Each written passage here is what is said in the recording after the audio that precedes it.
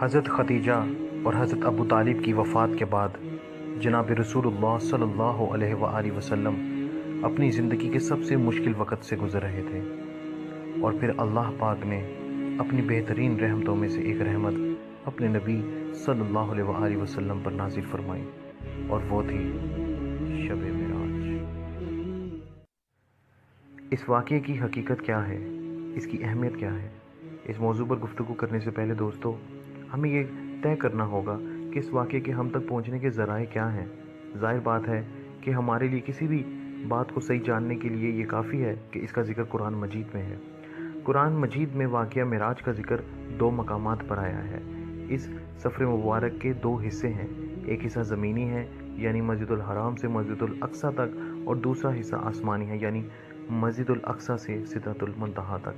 چنانچہ قرآن مجید میں سورہ بنی اسرائیل کی پہلی آیت میں 14واں پارے کی بھی پہلی آیت ہے۔ اللہ پاک کچھ اس طرح سے اس زمینی سفر کا ذکر کرتے ہیں۔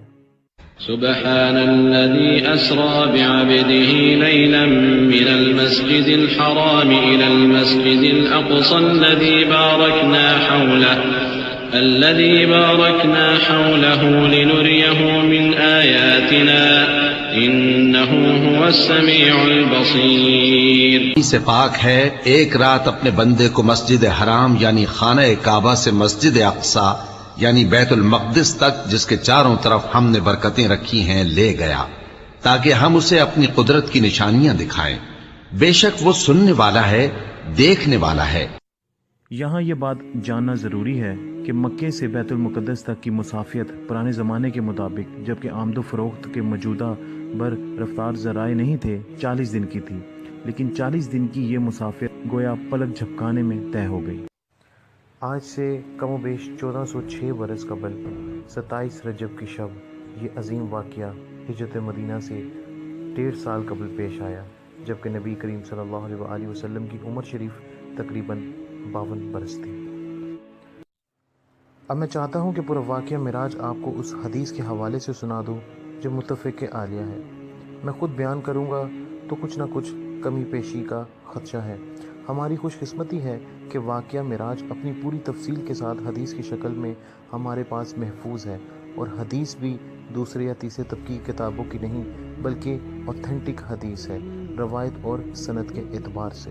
اس حدیث کے راوی حضرت مالک رضی اللہ تعالی عنہ ہیں۔ ان کے بارے میں ایک بڑی اہم بات نوٹ کر لیجئے کہ یہ انصاری صحابی ہیں اور صحابہ رضوان اللہ علیہ اجمعین میں سے ہیں جنہیں حدیث بیان کرنے کا زیادہ شوق نہ رہا۔ غالباً یہ واحد حدیث ہے جو ان سے مروی ہے۔ ان رضی اللہ تعالی عنہ کو اس حدیث سے نہایت محبت تھی۔ انہوں نے اس کو نہایت محبت کے ساتھ محفوظ کیا تھا اور اس کے ایک ایک لفظ کی حفاظت کی تھی۔ حضرت مالک رضی اللہ تعالی عنہ روایت کرتے ہیں کہ نبی کریم صلی اللہ علیہ وآلہ وسلم نے ہمیں خود وہ حالات و واقعات سنائے جو اس رات پیش آئے، جس رات کو آپ صلی اللہ علیہ وآلہ وسلم کو لے جایا گیا، یعنی واقعہ معراج بیان فرمایا۔ آپ صلی اللہ علیہ وآلہ وسلم ارشاد فرماتے ہیں کہ میں حتیم میں لیٹا ہوا تھا کہ اچانک میرے پاس ایک آنے والا آیا۔ یہ آنے والے کون ہے؟ یہ حضرت جبرائیل علیہ السلام ہے۔ حضور صلی اللہ علیہ وآلہ وسلم نے اشارہ فرمایا کہ اس نے یہاں سے وہاں تک میرا سینہ چاک کیا، یعنی حلق کے گھڑے سے لے کر ناف تک، پھر میرا دل نکالا، پھر ایک سنہری تشت لایا گیا جو ایمان سے بھرا ہوا تھا، پھر اس میں میرا دل دھویا گیا۔ اور ایک روایت میں آتا ہے کہ اسی طرح پیٹ کو بھی زمزم سے دھویا گیا اور اس میں ایمان اور حکمت بھر دیے گئے۔ آپ صلی اللہ علیہ وسلم فرماتے ہیں پھر میرے پاس ایک چوپایا لایا گیا جو خچر سے چھوٹا اور گدھے سے بڑا تھا، اور وہ بالکل سفید تھا۔ اس کا نام براق ہے۔ اس کا ہر قدم اس کی حد نگاہ تک پڑتا تھا۔ پھر مجھے اس پر سوار کیا گیا، پھر جبرائیل علیہ السلام میرے ساتھ چلے یہاں تک کہ وہ آسمان تک پہنچ گئے، یعنی یہ پہلا آسمان جو ہمیں نظر آتا ہے۔ یہاں میں یہ بتاتا چلوں کہ اس روایت میں سفر معراج کے زمینی حصے کا ذکر نہیں ہوا۔ سورہ بنی اسرائیل کی پہلی آیت اور دوسری روایات جوڑ کر اس خلا کو پر کیا جاتا ہے۔ آپ صلی اللہ علیہ وآلہ وسلم کے سفر معراج کا پہلا حصہ زمینی سفر پر مشتمل ہے، یعنی پہلے آپ صلی اللہ علیہ وآلہ وسلم مسجد الاقصیٰ تک پہنچے ہیں۔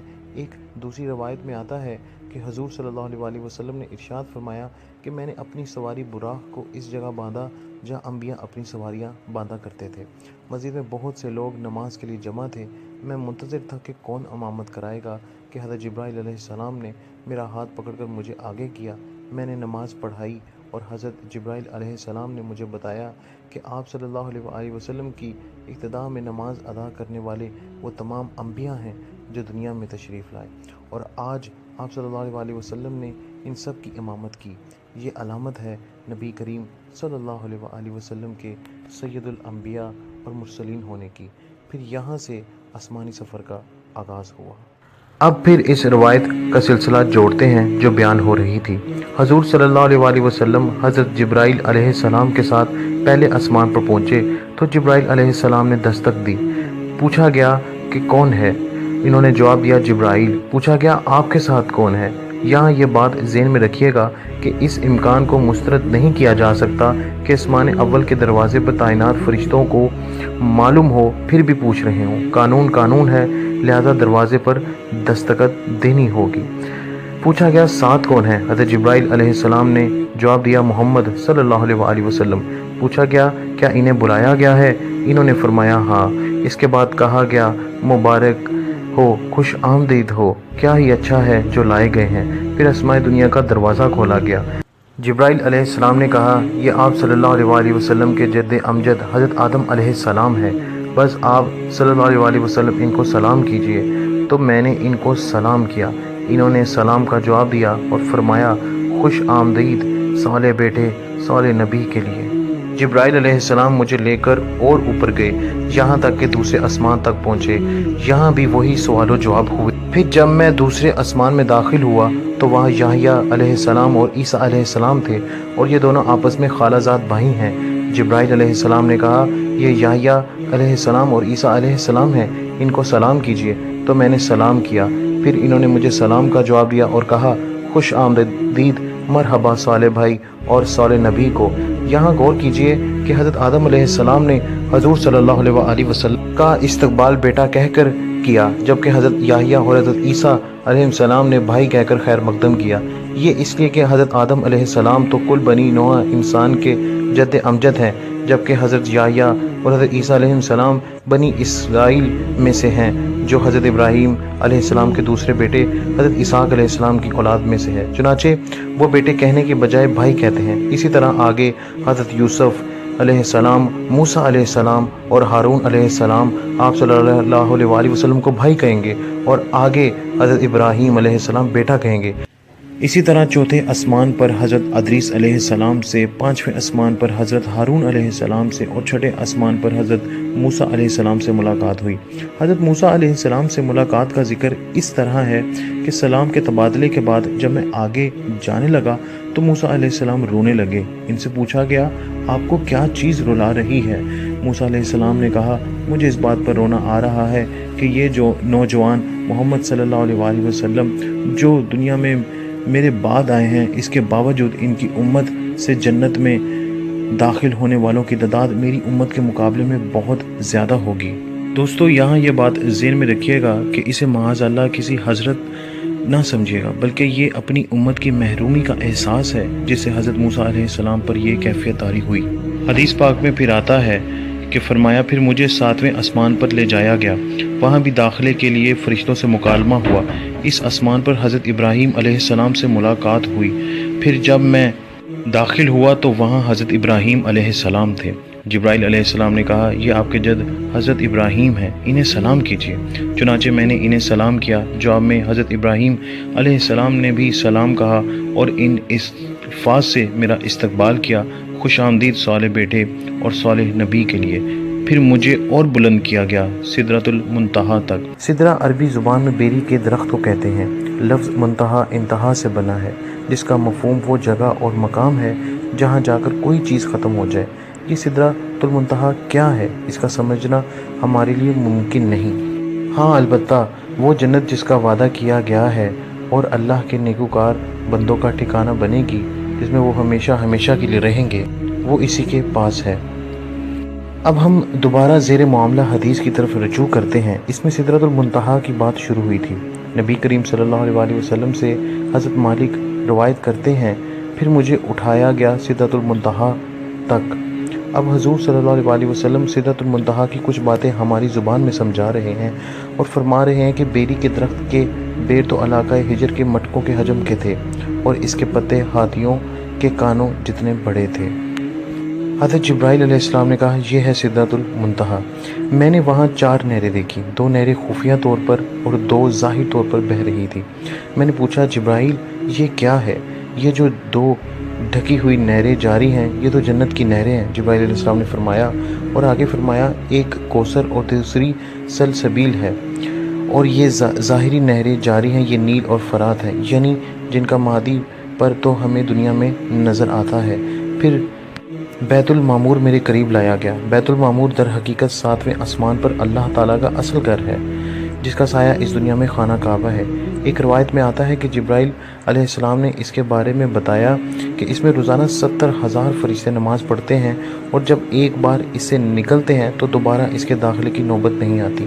اسی طریقے سے فرشتے بیت الحرام میں خانہ کعبہ کا بھی طواف کرتے ہیں۔ پھر جان لیجئے کہ یہ ہماری نگاہوں سے عالم غیب کی ایک دنیا ہے، یقیناً اس کا وجود ہے، چاہے وہ ہمیں نظر نہ آئے۔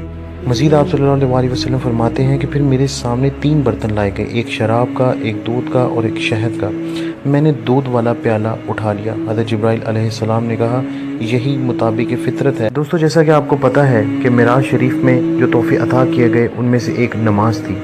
جناب رسول اللہ صلی اللہ علیہ وسلم مزید فرماتے ہیں اس حدیث میں، جو حضرت مالک رضی اللہ تعالیٰ عنہ سے روایت ہے، کہ پھر مجھے اور میری امت پر 50 نمازیں یومیہ فرض کی گئیں۔ ایک دوسری روایت میں ہے کہ مجھے اس موقع پر 3 چیزیں عطا کی گئیں۔ ایک تو 50 نمازیں ایک دن رات میں فرض ہوئیں، اور دوسری سورۃ البقرہ کی آخری 2 آیات، اور تیسری چیز یہ کہ آپ صلی اللہ علیہ وسلم کی امت کے گناہ کبیرہ بھی بغیر توبہ کے معاف ہو سکیں گے۔ یہ خصوصی تحفے ہیں جو بارگاہ رب العزت سے اس مقام شب معراج میں میرے آقا دو جہاں محمد مصطفیٰ صلی اللہ علیہ وسلم کو امت کے لیے عطا ہوئے۔ یہ معراج میں نماز فرض ہوئی، لہٰذا اس کے متعلق حضور صلی اللہ علیہ وسلم کا ارشاد ہے، یعنی نماز اہل ایمان کے لیے معراج۔ پھر اسی روایت میں آگے تفصیل آ رہی ہے کہ نبی کریم صلی اللہ علیہ وسلم جب واپسی کے لیے آئے اور حضرت موسیٰ علیہ السلام سے ملاقات ہوئی تو انہوں نے فرمایا، یہ 50 نمازیں بہت زیادہ ہیں، مجھے لوگوں کا تجربہ ہے، آپ کی امت اس کا تحمل نہ کر سکے گی، واپس جائیں اور درخواست کیجیے۔ حضور صلی اللہ علیہ وسلم واپس گئے تو 10 نمازیں معاف ہو گئیں، 40 رہ گئیں۔ پھر آپ صلی اللہ علیہ وسلم حضرت موسیٰ علیہ السلام کے پاس آئے تو انہوں نے آپ صلی اللہ علیہ وسلم سے پھر وہی بات کی اور آپ کو واپس بھیجا۔ پھر گئے تو 30 ہو گئیں۔ اسی طرح حضرت موسیٰ علیہ السلام کے بھیجنے پر پھر گئے تو 20 ہو گئیں۔ پھر تشریف لے گئے تو 10 رہ گئیں۔ اس پر بھی حضرت موسیٰ علیہ السلام نے وہی بات کہی۔ آپ پھر بھی گئے تو اب 5 رہ گئیں۔ حضرت موسیٰ علیہ السلام نے اس پر بھی کہا کہ آپ پھر واپس جائیں اور درخواست کیجیے۔ 5 نمازیں بھی آپ صلی اللہ علیہ وسلم کی امت کے لیے بھاری ہوں گی، لیکن جناب رسول اللہ صلی اللہ علیہ وسلم نے فرمایا کہ اب مجھے شرم آتی ہے، اتنی مرتبہ جا چکا ہوں کہ اب مزید جانے میں حیا محسوس کر رہا ہوں، لہٰذا میں اسی پر راضی ہوں اور اس معاملے کو اللہ کے سپرد کرتا ہوں۔ حضور صلی اللہ علیہ وسلم فرماتے ہیں کہ جب میں موسیٰ علیہ السلام کے پاس سے واپسی کے لیے روانہ ہوا تو ایک ندا کرنے والے کی ندا آئی کہ اللہ فرماتا ہے، میں نے اپنے فرض کو نافذ کر دیا ہے اور اپنے بندوں کا بوجھ ہلکا کر دیا ہے۔ ایک دوسری روایت کے آخر میں اس کا ذکر ہے، اللہ کے ہاں یہ 5 نمازیں اجر و ثواب کے حساب سے 50 نمازوں کے برابر ہے۔ دوستو، ایک بات جان لیجئے کہ اللہ کے ہاں قول بدلہ نہیں جاتا۔ اس روایت کے علاوہ ایک دوسری روایت میں آتا ہے کہ پھر حضور اکرم صلی اللہ علیہ وسلم واپس مسجد الاقصیٰ تشریف لائے اور وہاں سے براق پر مکہ مکرمہ پہنچے۔ میں چند دوسری روایات کی روشنی میں عرض کر چکا ہوں کہ اس پورے سفر معراج کے دوران وقت بالکل نہیں گزرا، گویا وقت کہیں روک دیا گیا ہے اور پوری کائنات کو کہیں تھام دیا گیا ہے۔ یہ بات تو وہ ہے جو آج سے پہلے بھی سمجھ نہیں آ سکتی تھی کہ شاید کسی ایک وقت پر پوری کائنات کو روک دیا گیا ہو۔ پر دوستو ہمارے میں سے کافی ایسے لوگ ہیں جو قرآن سے زیادہ سائنس کو مانتے ہیں، تو آئیں ہم سائنس کی نظر سے دیکھتے ہیں کہ وہ اس بارے میں کیا کہتی ہے۔ آپ سب نے البرٹ آئنسٹائن کا نام سنا ہوگا۔ اس کی تھیوری ہے تھیوری آف ریلیٹیوٹی، جس میں وہ کہتا ہے کہ روشنی کی رفتار 1,86,000 مائلز پر سیکنڈ ہے، اور اگر انسان کبھی روشنی کی رفتار کے 90% سپیڈ کو پا لے، یعنی 1,60,000 مائلز پر سیکنڈ پر وہ سفر کرے اور وہ سفر کرتا ہوا اوپر جائے اور 10 سال سفر کرے، اور اسی کے ساتھ یہاں زمین پر جہاں ہم رہ رہے ہیں، تو جو روشنی کے 90% سپیڈ پر سفر کر رہا ہوگا اس کے اوپر ٹائم آدھا ہو جائے گا۔ مطلب زمین پر 10 سال گزرے ہوں گے، پر اس پر 5 سال گزرے ہوں گے، اور اگر 100% رفتار پا لے تو اس کا ٹائم وہ 0% پر آ جائے گا۔ جتنا بھی سفر کر لے، وہ جتنی بھی صدیاں سفر کر لے، ٹائم اسی لمحے پر رکا رہے گا۔ اور یہاں آپ کو ایک اور پیاری بات بتاتا چلوں کہ حدیث میں آیا ہے کہ براق پر سفر آپ صلی اللہ علیہ وسلم نے کیا۔ براق بر کی جمع ہے، اور بر کا مطلب ہے روشنی۔ اس واقعے کو رسول اللہ صلی اللہ علیہ وسلم نے جب ایک مجمع میں سنایا تو اس پر جو رد عمل اور جو ہنگامہ ہونا تھا وہ ہوا جائے، مگر اچانک اللہ تعالیٰ نے آپ صلی اللہ علیہ وسلم کے سامنے مسجد الاقصیٰ کو ظاہر کر دیا۔ اب آپ صلی اللہ علیہ وسلم دیکھ کر ان کے اس طرح کے سوالات کے جواب دیتے رہے اور لوگ دنگ ہوتے رہے۔ بخاری اور مسلم دونوں میں یہ روایت موجود ہے کہ حضرت جابر رضی اللہ تعالیٰ عنہ سے روایت ہے، انہوں نے رسول اللہ صلی اللہ علیہ وسلم کو یہ فرماتے ہوئے خود سنا، جب مجھ کو قریش نے واقعہ معراج پر جھٹلایا تو میں حجر میں کھڑا ہوا، پھر اللہ تعالیٰ نے بیت المقدس کو میرے سامنے ظاہر فرما دیا، میں ان کو ان کی نشانیاں بتانی شروع کر دی اور میں ان کو دیکھتا جاتا تھا۔ دوستو اس ویڈیو کے آخر میں ایک بہت پیارا قصہ آپ لوگوں کو سنانا چاہتا ہوں۔ وہ کچھ اس طرح سے ہے کہ نبی کریم صلی اللہ علیہ وسلم نے صبح کو جب یہ بیان کیا کہ وہ رات کو اس طرح مسجد الاقصیٰ گئے اور وہاں سے آسمانوں پر گئے، تو بہت سے لوگوں نے اس پر یقین نہیں کیا، حتیٰ کہ نئے ایمان لانے والے بھی یہ واقعے سن کر ایمان سے پھر گئے اور دوڑے حضرت ابو بکر رضی اللہ تعالی عنہ کے پاس گئے اور کہا، تم نے سنا ہے تمہارے ساتھی نے دعویٰ کیا ہے کہ وہ آج کی رات بیت المقدس کی سیر کر کے آیا ہے۔ حضرت ابو بکر رضی اللہ تعالی عنہ نے کہا، کیا انہوں نے ایسا کہا ہے؟ انہوں نے کہا ہاں۔ تو حضرت ابو بکر نے کہا، اگر انہوں نے کہا ہے تو واقعی سچ ہی ہوگا۔ لوگوں نے کہا، کیا تم اس بات کی تصدیق کرتے ہو کہ وہ رات کو بیت المقدس گئے اور صبح ہونے سے پہلے ہی واپس بھی آ گئے؟ حضرت ابو بکر رضی اللہ تعالی عنہ نے کہا، ہاں، میں تو ان کی اس سے بھی زیادہ بڑی باتوں کی تصدیق کرتا ہوں، میں تو ان کی صبح اور شام ان باتوں کی تصدیق کرتا ہوں جو آسمانوں سے ان کے پاس آتی ہیں۔ چنانچہ اسی وجہ سے حضرت ابو بکر رضی اللہ تعالی عنہ کا نام الصدیق رکھ دیا گیا۔ یقیناً دوستو، واقعہ معراج آپ صلی اللہ علیہ وسلم کا عظیم معجزہ ہے، اور اس سفر مبارک سے ہمیں بہت کچھ سیکھنے کو ملتا ہے۔ اللہ سے دعا ہے کہ اللہ ہمیں صحیح سمجھ عطا کرے، اور اگر ویڈیو بنانے میں مجھ سے کوئی غلطی ہو گئی ہو تو میں اپنے رب کے حضور معافی کا طلبگار ہوں، اور جاتے جاتے میں صرف یہی کہنا چاہوں گا کہ